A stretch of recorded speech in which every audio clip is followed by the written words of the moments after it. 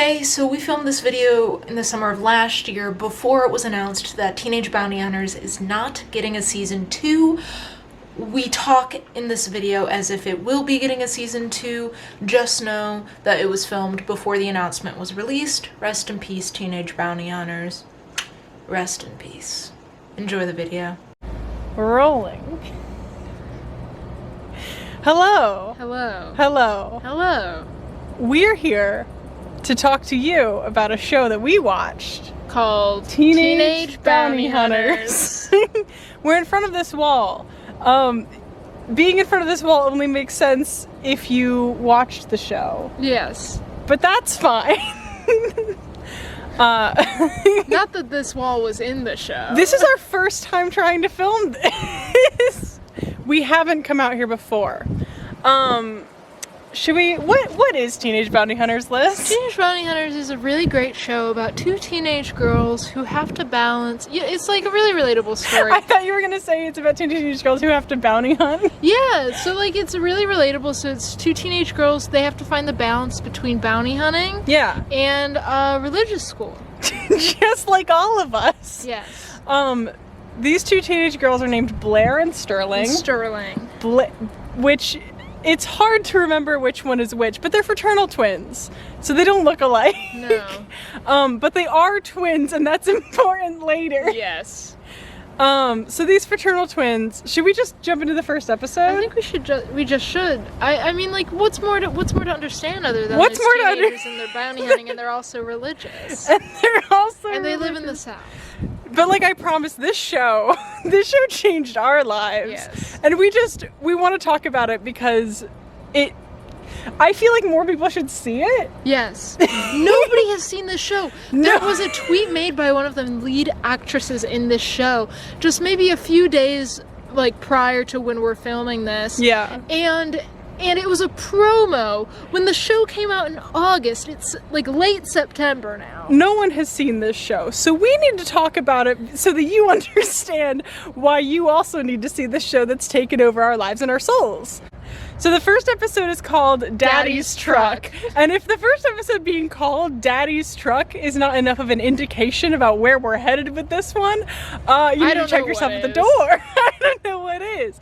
So Daddy's Truck opens with, I think, the best scene in the entire show. Yes. Also the most highly produced scene in the entire show. The best scene in the entire show, and also a scene which immediately highlights all of the problems that are going to happen with the show later down the line. So we open on the high school parking lot. Yes. These kids, they go to this like Christian school for rich kids, and there are two cars parked in the parking lot, and the two twins, there's a motorcycle over there, and the two twins are separately having sex with their boyfriends. Well, like, they're not like having, only one of them's having sex. Right. They're both having sex in the way that I understand it as having sex. Okay. But these girls are 15 and put like a lot of importance on like penis in vagina sex. That's what I mean. So only one of them is having sex, and that one is Sterling. And Sterling is introduced to us as the Cody. She's the Cody. She's having sex with her boyfriend Luke, who we only find out later is her boyfriend, but is just like a guy in the car. And it's clear that Luke does not particularly want to have sex because he thinks that it's a sin against God. But then Sterling recites John 3:16, and that's more reinforcement that she's the Cody because she obviously knows so much about the Bible. Yeah, so Sterling starts reciting Bible verses. The Bible verse that she picks is John 3:16, which immediately, I think, tells us a bunch of things about Sterling that end up not being true. Yeah. It tells us that she doesn't know a lot about the Bible, because if she knew like verses that were more pertinent to having sex, you think she might have, if she wanted to get this guy to have sex with him, she might have picked those ones. It also tells us that it also introduces this idea of religion as like a performance, or religion as like a manipulation to get what you want. Which will be a through line in the rest of the show, but it's an accidental through line. It's something that the writers don't particularly think about, but it seems very clear to me when you're watching the show. It's the only good part of the show. Meanwhile, back in the other car, we got our Zach, which is Blair. Which is Blair. Blair's a bad girl, and she's introduced also in a way that is never going to be brought up again.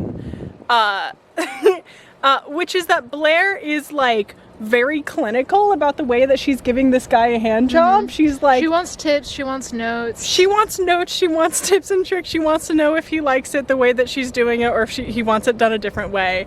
And she wants to like improve for next time, which is like so interesting to me and is like a weird, interesting trait in this show that is billed as like kind of a weird, quirky show anyway. And watching this scene, watching these two girls, these twins, separately have sex in cars that are directly next to each other, which is weird, but we're not going to talk about it.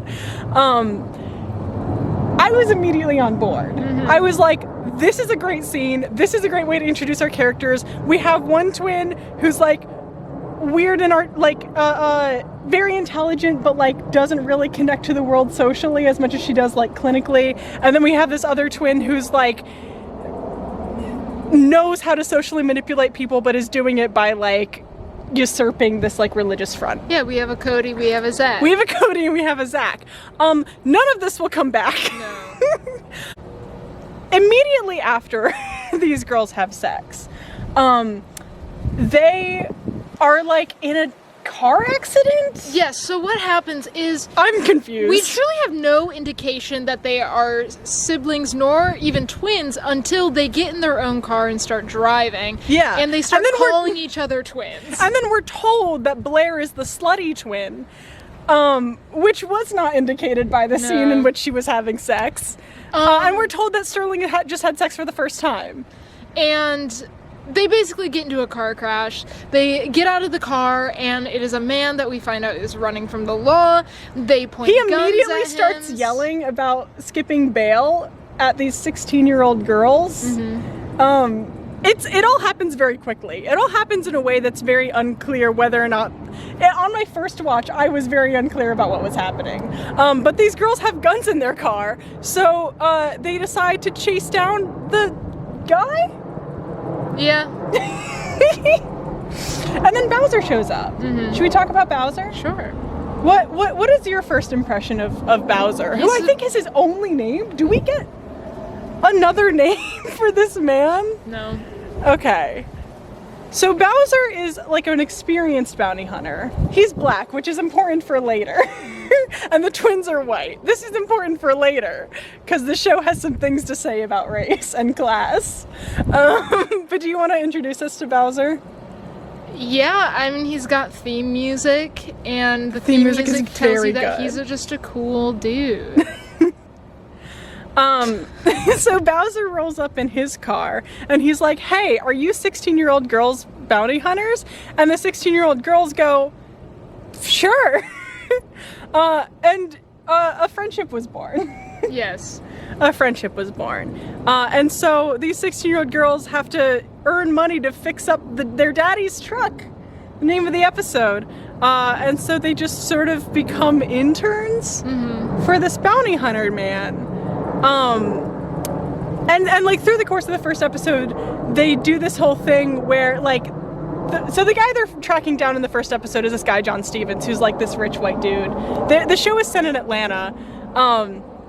And the girls' excuse for why they should be bounty hunters, even though they are 16 and underage, is, hey, we're rich and white, so you need us to get into the rich white places that systemic racism doesn't let you in. So actually, we're the good guys. And it's a weird vibe, and it's a vibe that continues for the entirety of the show, in that it's a show that really, really wants to say something about race and class in the South particularly, but does it through the lens of rich white people, and is not particularly interested in people who are not rich and or white. But then after the bounty hunt, we finally get into the world of the school. which is your favorite part of the show? I just think it's neat. I think I just wanted the show to just be that instead of them just being teenage cops. Yeah. Because we're introduced to like a youth group thing. We get the sense that this is not a fully religious school. I got the sense that it was. It was? Yeah, because they have like this whole like the fellowship extra class. religious kids. Yeah, it's like there's like a group of God kids, Jesus freaks. That was a DC Talk reference.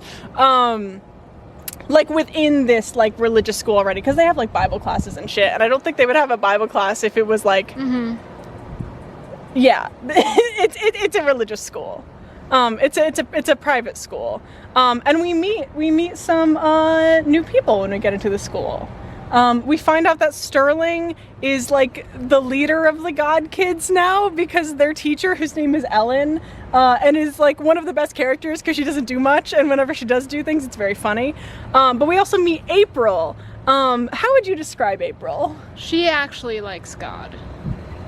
Yes, she actually likes God, but the show frames her in such a way because she has an iPad and her dad is rich, which everybody's dad. Yeah, it's all of them. Everyone's dad is rich, but because she has an iPad in class and she's talking about her missions trip or whatever, the show wants us to believe that she's actually not that into God. She just is into it for the attention. Unlike Sterling, apparently, which the show tells us and doesn't show us. We also meet Ezekiel, I say because it has a Q instead of a K, and Hannah B. Hannah B's a genuinely funny character, yes. I think. So I feel like a good way to do this is to just talk about their first bounty on the first episode, and then we can go into like the show, because wow, this show goes to some places. So if we didn't understand that April was supposed to be a villain enough, that's great because her dad is even more so because he's the first bounty because he beat up a sex worker. Bowser can't get into the country club. Yes. But the girls can because they already go there. Because they're white. Because they're white and they're rich. They already go there, and they already know everybody there. Yeah. And when they see people they know there, they do this weird code switching thing into like a proper Southern accent, which I thought was actually very interesting. It doesn't come back again. No, but we get into a very interesting part of the show where there doesn't seem to be any conflict except for the last 2 episodes, which we'll talk about when we get there. But basically, the show sets up conflict but doesn't do anything with it. Like, these girls just walk into this country club. There's an episode where these girls like have to go to a strip club and you think, oh, like how are they going to be able to get into the strip club? Like they're underage. No, they just let them walk in, and the joke is that, oh my god, I guess we passed for 21. There's another one where it's like, how are we supposed to get into a nursing home and talk to this old woman? Well, let's just put Bibles in our hands and say that we're missionaries because we're white and we're children. Yeah, every possible obstacle in the path of these girls is solved by the fact that they're rich and white. They're splitting too much time between bounty hunting and Christian school when they should have just picked one and ran with it. There's a good show here about the Christian school. Unfortunately, we do have to get through the bounty hunting portions to get there. So in this in the pilot episode in particular, the big like there are no obstacles to anything they have to do moment is when they're trying to figure out where John Stevens is, because April's dad is like in hiding after having a warrant out for him because he beat a sex worker. And do you want to how do they solve this conundrum? They basically make a fake Instagram account and follow him, and he accepts it. Because it's a picture of Blair's boobs. Yes, and they find out he's just staying at their family's like cabin, which they go to and, all the time. And he's like, "Hey, I know you girls," and they're like, "Cool, we're gonna pistol whip you with the Glock now," and then it's solved. The other thing I wanna just highlight before we go into the rest of the season is the bounty hunting portions are almost entirely quarantined from the rest of the show. Yes. So this show bills itself as a crime procedural, right? Except with bounty hunters, which there are a lot of political feelings that I have around the fact that the show is just about arresting people who skip out on bail, which is mostly just arresting poor people and being cops. These girls love to be cops, by the way. But in that sphere, this is essentially a crime procedural. And usually in procedural shows, you'll have like the key to the crime of the procedural somehow relate back to the characters' personal lives, or they'll like learn a lesson that they can then apply in other lives. Not here. No. Not here. We don't need that. It's all very sectioned off, and it makes it feel like it's really two different shows. There is like one part of the ending pilot where it makes you think, oh, this is what's going to string everything together. It's going to string both lives and kind of intertwine them. And that's at the end of episode 1. We find a bounty poster being covered up just by another poster, but it seems to be Blair and Sterling's mom, who's wanted for a very large sum of money. And Blair and Sterling's mom is this very like high society Southern lady. She is not somebody to be on a wanted poster. And so you're like, ooh, mystery, end of season. We're gonna get there. Yeah. We're gonna get there. Okay. We changed position because we don't have a tripod. And so we're sitting down now. Just to get are you good? Yes. To get real personal about Teenage Bounty Hunters. So we have some notes here. And I think we're just gonna talk about the things in this season of television that tickled our fancy. You ready to have your fancy tickled, Liz? It's so unclear over the course of this season what Sterling's relationship to religion is specifically, in a way that's really, really interesting, like I said earlier, for the show to do, but it's also a thing that the show, I think, is completely unaware that it's doing. And so it never fully dives into it. There's a scene where Sterling gets drunk at a party, and then she like Snapchats it or Instagram lives it or something, and so everybody at school finds out that she drank at a party, and because all of her social group is like super religious kids, A, nobody can have sex, and B, nobody can have a drink at a party. And so there's this moment where Sterling realizes like, oh, I've sinned so hard, how am I gonna like bounce back from this at school? And she does it by being like, you know, I'm like even more repentant than I've ever been in my whole life, and I just like feel so much closer to God. And you see April like fuming in the background with like there's flames in her eyes or whatever, and it's just a moment that's so clearly like, yes, Sterling is using religion to like manipulate her social status at school. That's interesting. And then the rest of the show does nothing with it. How many times do they pray in this show? Twice. They pray twice. Once by Blair, once by Sterling, and one of them was in the very last episode. So that you know they're religious. Once when Blair was like praying for like a dead teacher, and once when Sterling has like literally been kidnapped, which is, you know, you're likely to pray in those moments. But it's a show that like is very concerned with like the trappings and aesthetics of religion, just because like it feels like at least some of the writers, because there was a writing staff on this show, it feels like at least some of the writers did grow up religious, and that was just like the world that they lived in. But it's treated in a way similar to, it's very clear that the show creator grew up rich and never really thought about the fact that maybe other people didn't grow up rich. Speaking of people growing up rich, should we talk about their boyfriends? Sure. Who do you want to talk about first? Excluding Jennings, because no one cares about Nobody Jennings. cares about Jennings. Who do you want to talk about first? Let's talk about sweet, sweet Luke. And then we can go into Miles. So because Luke- Miles is a trip. So Luke starts off as Sterling's boyfriend, and they've been dating for 6 years, since they were in like 5th and they've never grade. had sex, which is understandable because they've been dating since they were 10. Yeah, they were in like 5th grade, Yeah. and Yeah, because you're 10 in 5th grade. yeah, basically Luke has no personality until about halfway through the season. Sterling decides that they need to break up because they've only ever been with each other. Well, I do want to point out that they don't break up first. Their parents decide that they need to stop seeing each other. Yeah, but they're that 16-year-olds because they've been having sex. But they don't break up. No, because that's an impossible thing to say to your 16-year-old, is you can't date your boyfriend who goes to school with you and lives in our town. Yeah. And you have a car. I just think that's so funny. But yes, he doesn't have a personality until they break up. No, because then he gets into music and he starts wearing necklaces and he grows his hair out longer. And he starts becomes a unbuttoning bad a couple boy. shirts, not shirts, buttons. Yeah, he's a bad boy. And then at the end of the season, he starts to ask April out, but then Kisses Sterling. and that's left ambiguous, and we don't care. Luke is a boring person, and I'll say it. Yeah. The whole world is such a weird mix of things. Yes. The whole world is it's impossible to nail down what tone they were going for. Because on one hand you have Luke, on the other hand you have Miles, and Miles is Blair's romantic interest. What was your first impression of Miles? Because I know I have my He's a impressions of nobody. Miles. Miles is a valet at the country club, and Miles. Blair at first dismisses Miles as like a dork because I guess he's wearing a hat and works as a valet. Miles is hot and he's always been hot, and Blair finding out that he's hot is like, yes, Blair, we know this.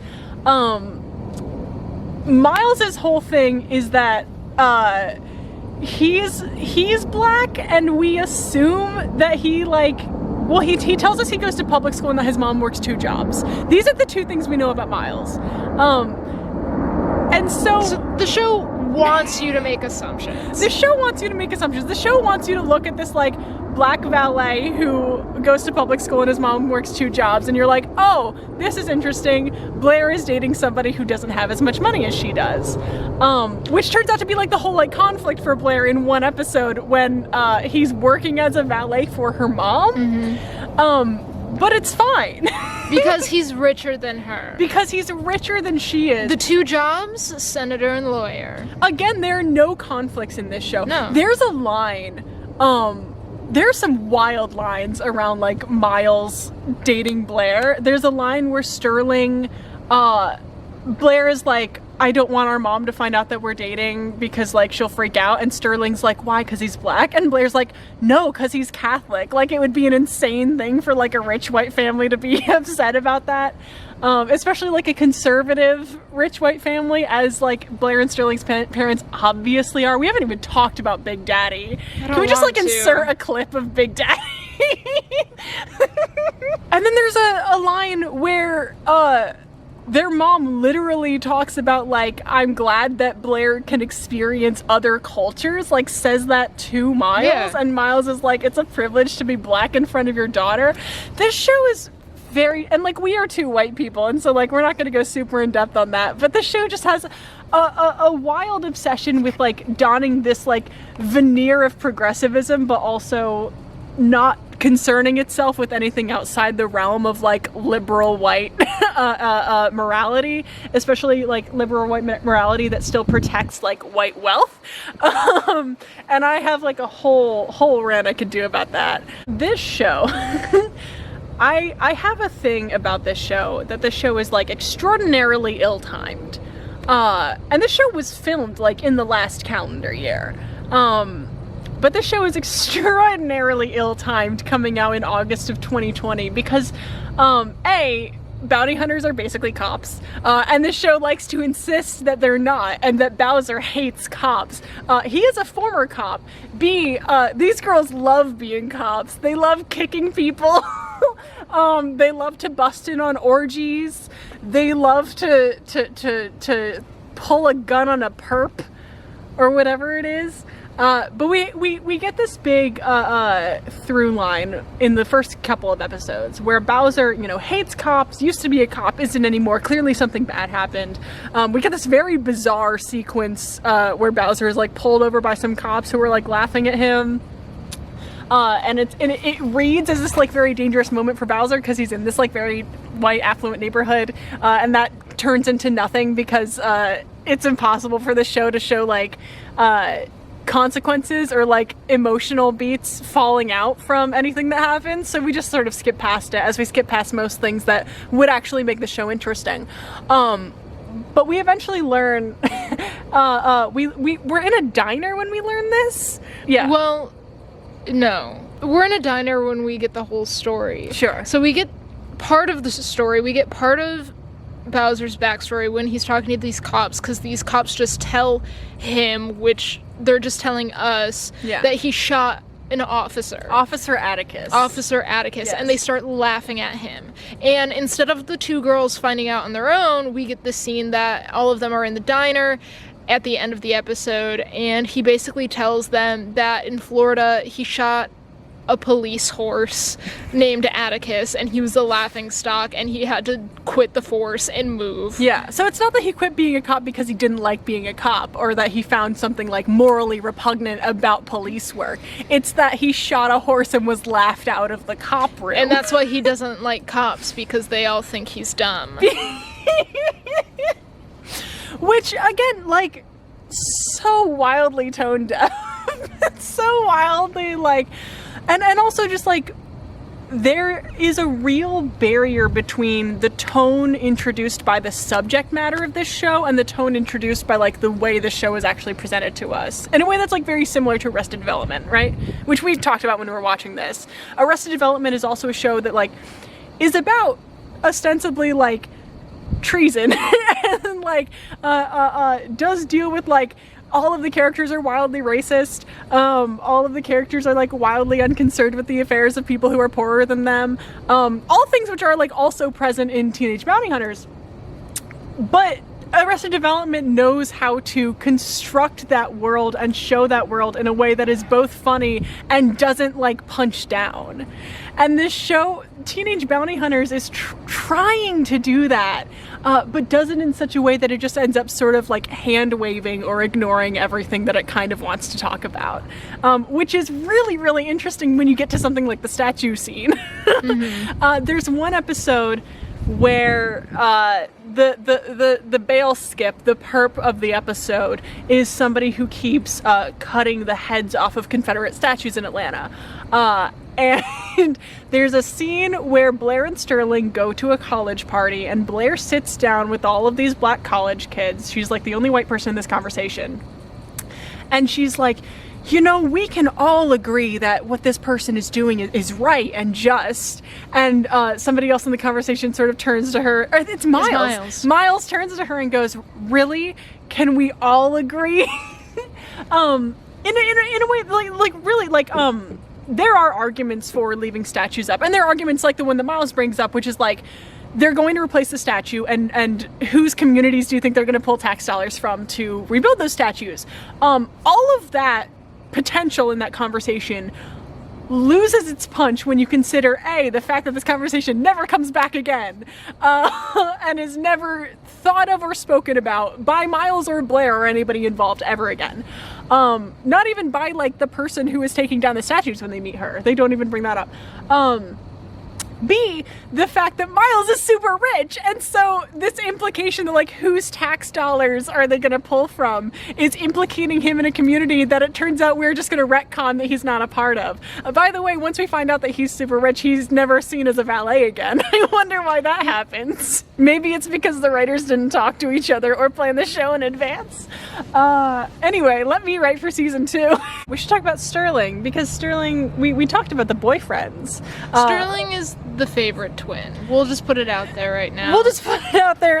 The writers love Sterling more than they love Blair. So, Sterling goes on this journey where she breaks up with Luke, saying she needs to be by herself. She needs to just, like, do things without him because they've only ever been with each other Since they were 10. And it turns out she likes being single. There's a cat. Yeah. In the very next episode, we find out she's gay, which I clocked at episode 2. Yes. Which doesn't make any sense because Blair should have been gay. No, and I have a lot of opinions about that. It's all... Do you want to talk about media right now? Because I can get into it. It's too obvious in the eyes of media for Blair to be gay. Like, that's too obvious. They want to try to subvert the genre, you know? It's like... Blair can't be the gay one. But she is. She is. And they're gay for each other. The twins? So Sterling is gay and obviously is immediately in love with April. Yeah. And starts obsessing over her. April's been mean to her this whole time, but I guess not anymore. Which means she's also gay. Yes. Another way they try to set up conflict is they present present themselves with a whole thing where Sterling wants to like be out at school and stuff like that, and April doesn't. And April's such a forgettable person that we just regularly forget her name. But basically, they could have had like, what I think the show tries to do is I think they try to have multiple story and plot lines that normal shows usually have over the course of a few episodes, and they resolve them all in the same episode. So that plot line I was just talking about with Sterling wanting to come out but April not wanting to, the very next scene they have together, April goes up to Sterling and says that she wants to try. So you don't even have a conflict there. Again, like, these girls get what they want all of the time. Yes. All of the time. And no one ever tells them no. And in fact, somebody telling them no is stated as like one of the big obstacles of the last couple of episodes. So something I need to talk about is like the mom stuff. So we're given that bounty poster at the end of episode 1. And throughout the whole show, we're given little bits of bones and meat. Like, there's a whole episode where the skip is somebody who does scams for, like, Christian jewelry. And there's a moment between the mom and the guy running it where maybe he recognizes her, or she, like, obviously knows that it's fake. There's little moments where the mom talks about having regrets in her past. There's this really weird plot line where, like, Blair follows their mom around all day, finds out that she has a secret locker with a gun and money in it, and the mom is just, like, they don't really acknowledge it. The Sterling's like, well, we have guns, blah, blah, blah. And the whole thing is, like, their mom doesn't really use guns. And then they find out the next episode that their mom used to be a really good shot, and we get told that, like, her parents are dead, and basically at one point Sterling and Blair are given a box of memorabilia from their mom being like, listen, like, the reason I don't like talking about my parents is because we had a really big fight before they died, and I said that I hated them and I didn't love them. Anyway, like, this is a box of memories I have that is now yours. And there is a picture of their mom with a pickup truck outside, like, a restaurant, like a barbecue place. Yes. And basically, it's the South. Yes, Blair doesn't really care about this. She's still very suspicious, right? And at the end of episode 8, she finds out that the picture in front of the barbecue place is not where her mom originally said it was taken. It was taken at a different location. So then we get into episode 9, which we are presented with the first conflict ever in this show, I believe, where Sterling and Blair are mad at each other because also in episode 8, Blair gets broken up with because Sterling is gay, basically. Yes. Sterling is too gay to come help Blair with the bounty hunt. And so Blair was also supposed to be on a date with Miles, and Miles is like, this is too much for me, which fair. Yeah. For him. So we are presented with the first conflict. The twins are mad at each other. So the whole episode is them going on this road trip, lying to their parents about where they are, and basically finding out that the place where their mom is from was like a very extreme church, kind of culty. Very ambiguously culty. Yeah. Not enough time spent on the church. And basically they find out that, like, her mom has done arson and, like, burned down an abortion clinic at the end because they go back, they confront their mom with this information, and that's what she tells them. She says, I used to run with some very bad people. We did some things I'm not proud of, but I've changed. And also, at the end of that episode, I thought it did a really good job because we are told, as we've talked about previously, that Bowser needs money, apparently. And Bowser finds the flyer for their mom's bounty. Yeah. It's never specified why Bowser needs money, No. which is it's a thing that, like, comes up throughout the season, that Bowser, like, has been through a rough patch and needs to get back on his feet, but the show doesn't care enough about Bowser to tell us why. But I think it was a really interesting end to an episode because, you know, Bowser's kind of in a bad place with the girls. He's kind of mad because they lied to him about where they were going also, and you feel like, oh, maybe he's gonna, like, do something. Maybe he's gonna turn her in. The very beginning of the last episode, he has a meeting with the girls saying that they're fired, but he's not going to turn their mom in. He just can't work with them anymore because it's getting too risky and they're 16. Yeah, because, you know, we can have some conflict in the show, but not like a lot of conflict. Yeah. So then they kind of part ways from Bowser.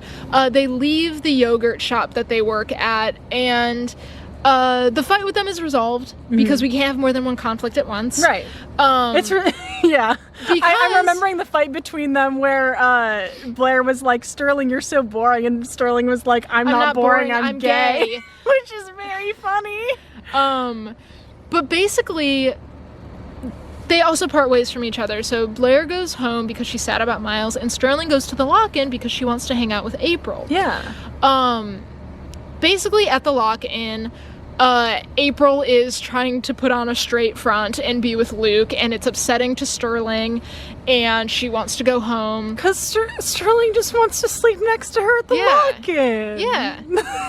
But then there's this very strange moment where she's like outside because she's trying to get out, and Luke meets her out there, and then they have this weird moment where they kiss, and her mom picks her up, and something feels off about her mom right now because like her eye makeup is runny, her hair is kind of frazzled. And like the reason like Sterling knows something is wrong here is because there are cigarettes in a cup in the car. Drugs are bad, and drugs as are we bad. know. And basically we then cut to Blair at home, and their mom's there. And Blair says, you know, Sterling said you picked her up. And their mom goes apeshit. And this is when we find out that the mom in the poster wasn't their mom at all, but their mom's identical twin. So it turns out there's no point to the rest of the season where there were none of those conversations meant anything. None of those conversations, none of those like tidbits, those bones that the bones of the meat, the juicy meat meant nothing. It turns out it was dry. A vegetarian show. Oh, yes.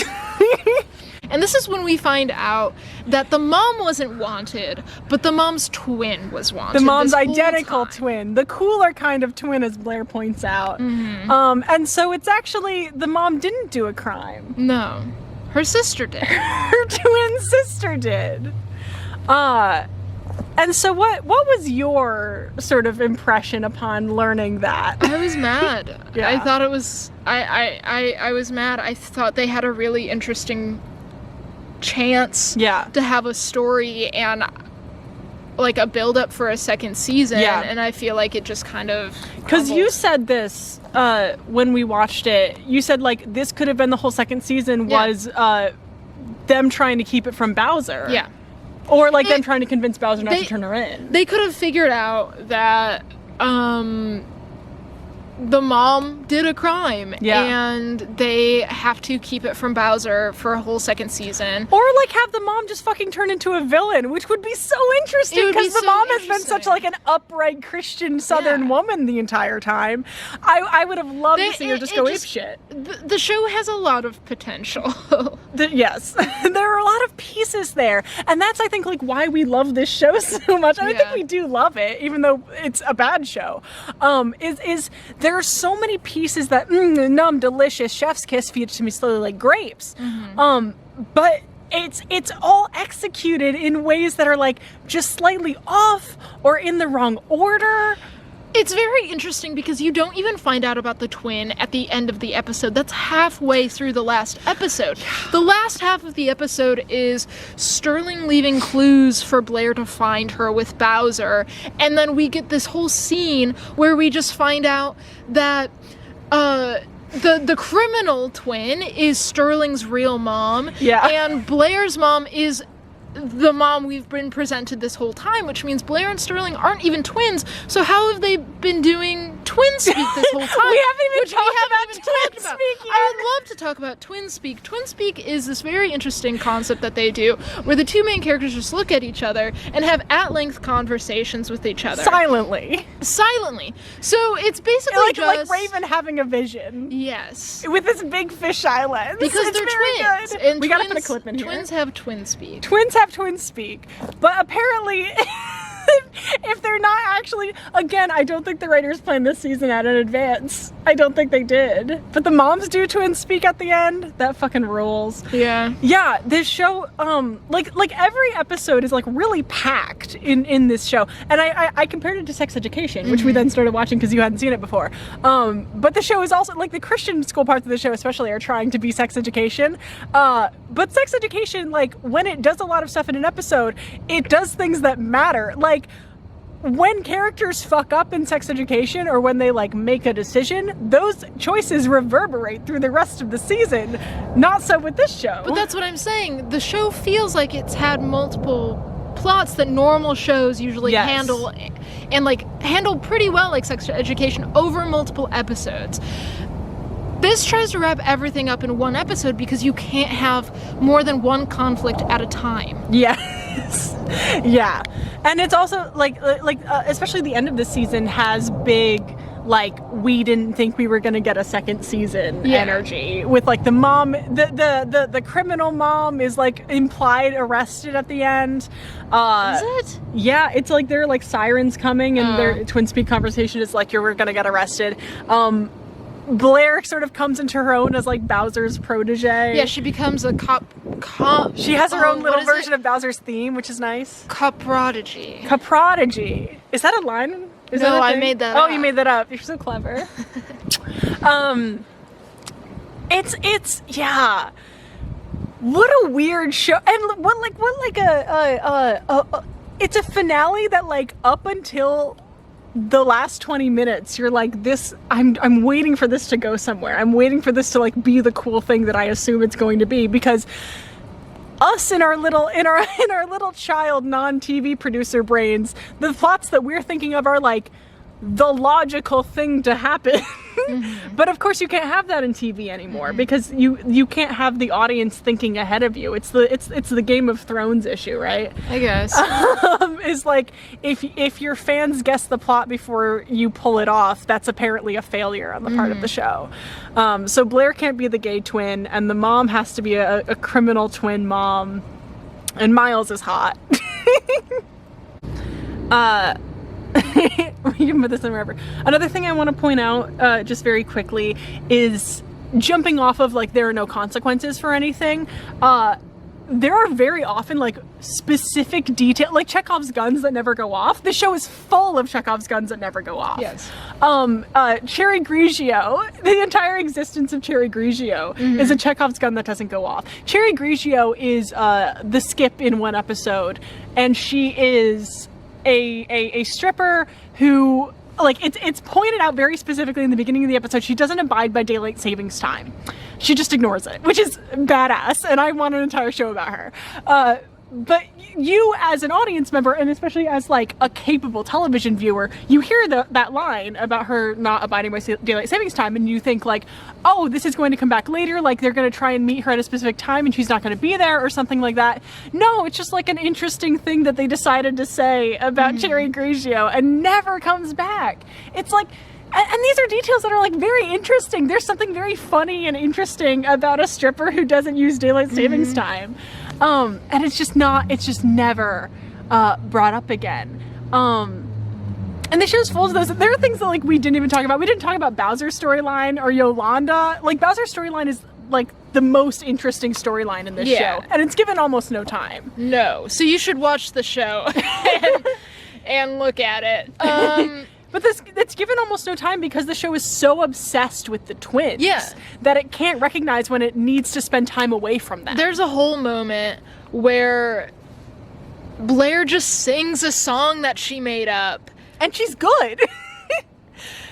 And she's like in a studio undercover and she starts singing and she's like kind of a good singer, and there are like agents and producers and musicians there, and that never comes back. She should team up with Luke.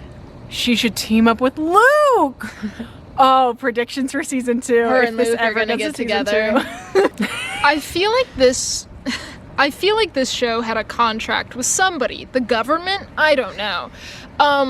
I feel like they had a PSA quota because if not in every single episode, at least every other episode, there is a drugs are bad line, which we get it. Like, these are two Christian, like, white girls. Like, drugs are bad. Cigarettes are bad. They literally say that so much. It feels like a PSA.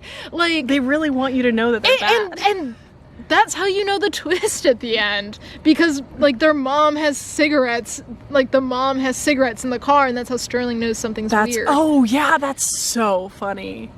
I love that. But yeah, there's alcohol's bad for you. That's how Sterling finds out the mom isn't the mom, is because there are cigarettes in the car and drugs are bad. Well, it will have, this show, like, very occasionally will have flashes where the twins are actually very smart, right? Mm-hmm. Like, when Sterling's trying to confirm that she's not the mom, she says the name of the dog wrong. Yeah. And it's like, you didn't correct me or whatever. Blair has a couple of moments where she's very smart. I am forgetting them. Earlier in that episode, Sterling, like, crushes up some Sour Patch Kids and uses them to write a message, which is very smart. Like, this show's very capable of, like, showing its characters as capable people, which is kind of a thing you need to do in a crime procedural, is, like, show your main characters as, like, people who are capable of solving crimes. Mm-hmm. But the rest of the time, they're just kind of, like, naive, innocent morons, which doesn't really do anything for your show, I feel like. Yeah. You want us to be properly lit this time for the last shot? So that's basically Teenage Bounty Hunters. We watched it twice so that you don't have to, but also you should. We want people to watch this show. We want you to watch it so that there can be a season 2. There's a lot that we didn't even get to touch on. So, we didn't even talk about Terrence Coyne. No, we did not. The only good man in that show. Like you were saying earlier, this show has so much potential, and so much of it is wasted in such bizarre ways that you can't help you. It's like watching a car crash. You can't. When we started watching the show, we could only watch like half an episode at a time. Yes. And once we hit episode like 4, we had a whole day where we were like, fuck it, we're gonna watch the entire rest of this show. It grabs you. It grabs you with how, like, hopeful you are for it. It's a fun show to watch. I mean, like, I know we ripped on it a bunch, but like it's fun, and there's like a lot of potential there for a good show. And like, I don't know how many shows this person who created the show has made. It seems like they're pretty This is their first show. Kathleen Jordan is her name, and this is her first show creating. She's been a writer on a few honestly, other shows. like, I can't wait to see what else she does in her career. No, like, I'm being genuine. Like, it's a first show. I think it took a lot to like make this show, and I'm proud that she got it made. I don't have a show that has ever been made. Yeah. So like that's how I feel with a lot of works. Like, even student-made films, I think, like, even if you don't think that like they're the greatest, I think it's still nice that it was made. I mean, as long as it's not like hurting me. It's a show that is very clearly going for a specific aesthetic, and even if it doesn't always hit that aesthetic, and even if I have some thoughts about the show's politics, it can be admired for what it was going for. Yeah. And there are genuine parts of it that are cute. There are parts of it that like I thought were funny. Very clever. And I hope there's a season 2, because I want to see where they go with the twins speak and the twins not twins and the moms. Yeah. And I want to write for it. So please. And I want to be in it. Kathleen Jordan, if you're watching this, let me write for season 2. I can send you a headshot. I can send you some samples. I can be in it. Liz can be in it. I can write for it. We're your team. We just script doctored your whole thing for you. I'll be a new triplet. Yeah, so that's it. That's our thoughts on Teenage Bounty Hunters. Let's end with something. Should we give it a rating?